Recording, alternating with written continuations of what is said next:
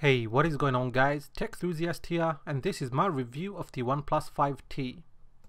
Before I fully delve into the review, here is a brief look at the specs and the price for both of the variants.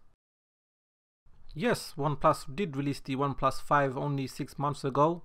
The specs on the OnePlus 5T are pretty much the same, except the screen is now taller at 6 inches with an 18:9 aspect ratio. What didn't change was the back. It still has the iPhone design and the camera bump. Oh, and the fingerprint reader, that is now located at the back, which a lot of users prefer. On the left of the device you have the volume rocker and the alert slider. On the right side is the SIM tray and the power button. On the top there is nothing there. Again, it would have been good to see an IR blaster like Xiaomi and Huawei have been including in their phones. And on the bottom you can see it mimics the iPhone design, but they have left the headphone jack. Some users reported the OnePlus 5 had a screen problem which was dubbed as the jello effect. This happened because the screen was fitted upside down. You'll be glad to know that OnePlus made sure that this didn't happen again with the OnePlus 5T. Like the OnePlus 5, the fingerprint unlocking is ridiculously fast on the OnePlus 5T. OnePlus have also added Face Unlock and it unlocks really fast. However, it's not as good as the iPhone X. It will not unlock in the dark as it does not utilize the same technology used by Apple. At the time of release, the OnePlus 5T did not ship with Android 8 Oreo, so there is no Project Treble support. However, by the time this video is released, Oreo is being pushed out slowly. They are still using their Oxygen OS, which is very close to stock Android, so you don't get any bloatware. There are some minor tweaks and additional features, such as adding a button on the navigation bar which can hide the bar for you and give you a full immersed experience. This button makes it very easy to toggle between the two modes. Another feature is the ability to swipe your finger down on the fingerprint reader to bring down the notification shade and also to dismiss it. This is quite a strange one. If you long press the fingerprint reader, it will take a photo. It could come in handy when taking a selfie. Here is a very good feature called Parallel Apps, which essentially allows you to clone social media apps. So now you can have two of the same apps if you have two different accounts. Now going back to the app drawer, you can see that these apps have now been cloned. You should have no issues using the OnePlus 5T when you're outdoors, as the visibility is very good. When it is in manual mode, the OnePlus 5T managed around 440 nits of maximum brightness, which is in line with the current top class AMOLED screens. In my time using the OnePlus 5T, I have found it really snappy and responsive. Apps open really fast and stay in memory, unlike other flagships who charge way more. The battery life is also very good. It doesn't take a big hit because of the bigger screen, and I could get through the day with a full charge. The dash charging is the icing on the top, as you can get up to a day's power in just half an hour.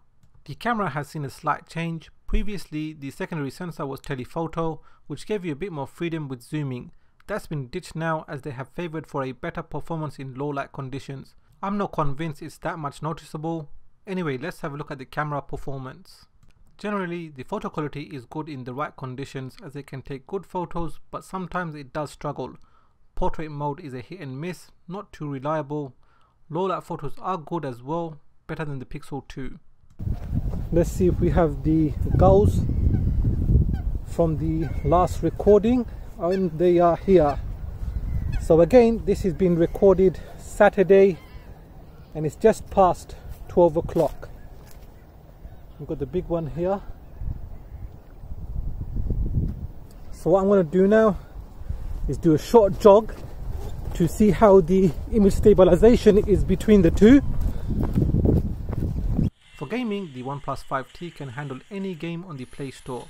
It is also one of the best devices to use for the new PlayStation 2 emulator, which I did a video on.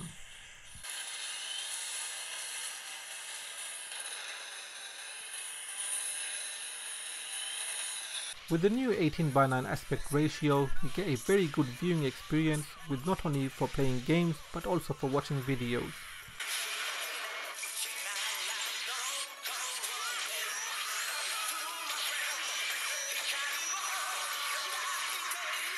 So the conclusion, is it worth buying? Well, if you have the OnePlus 5, then no, because you're not really missing out on much. If you don't want to pay ridiculous prices, then yes, this phone is definitely worth buying. It falls short when taking photos, however the video stabilization is very good with EIS. Sure, it doesn't have IP rating or wireless charging, but you are paying way less than other flagships. Having said that, it now looks like a 2017 device with the minimal bezels, and it has some of the best specs available today. If you happen to be a student, then you can knock off 10%, which makes buying this phone more compelling. Will you be buying the OnePlus 5T or grinding it for a flagship device next year? What would you like to see OnePlus bring on their next phone? Do let me know in the comments section. Like always, I appreciate you watching this video. Give it a thumbs up if you enjoyed it. If you haven't already, subscribe to see more content. I am planning to get the Honor View 10, which directly competes against the OnePlus 5T, and do comparison videos as well as the full review. Thanks for watching, and I'll catch you in the next video.